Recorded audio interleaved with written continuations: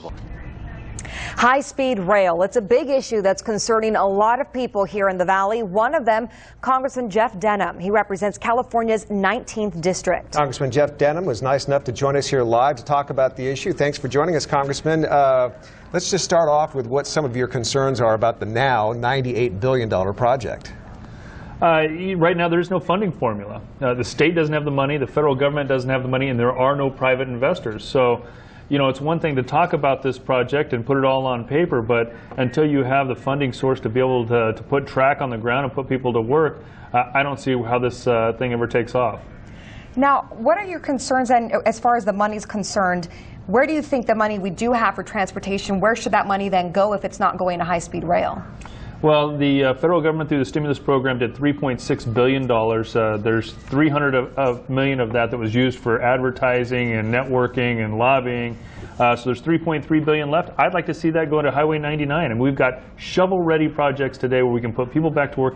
And you know, with the large ag economy we have here, the goods movement we really need. I mean, you can see how congested it is right now in that 5 o'clock traffic. Yeah. Now, tonight, we talked about this earlier, the Chamber of Commerce is hosting a dinner featuring the high-speed rail chairman, Dan Richards. Obviously, if it does go through, even if there's no funding for it, it's a big deal for Fresno. What are your thoughts? I mean, it's the Valley.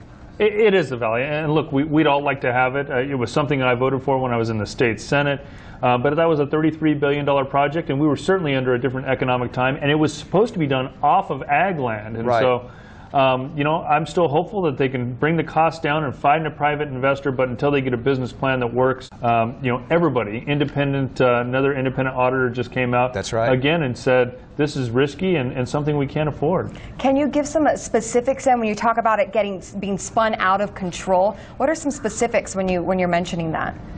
Well, it was a $33 billion project when it was sold to the voters, and now it's triple that with no investor, and the ridership numbers have changed, and so it would take an ongoing subsidy from the federal government.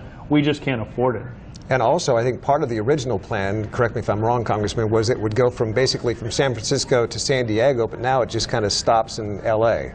So it doesn't even go the full original route, I think. It does stop in L.A., and it's now they've expanded the timeline over several decades longer, and this first initial phase through the Valley does not have the funding either. So they've got a lot of explaining to do. We're still waiting for a business plan. You know, I sit on the Transportation Committee in Washington, and Secretary LaHood, the Transportation Secretary, I asked him, and he said, look, the numbers just changed. They'll continue to change. It's going to get more expensive. And I said, well, how do I take that back to the people in my district? They're going to have to pay for this. Right, right. They're supposed to lay the first rail this year, this September. Your prediction?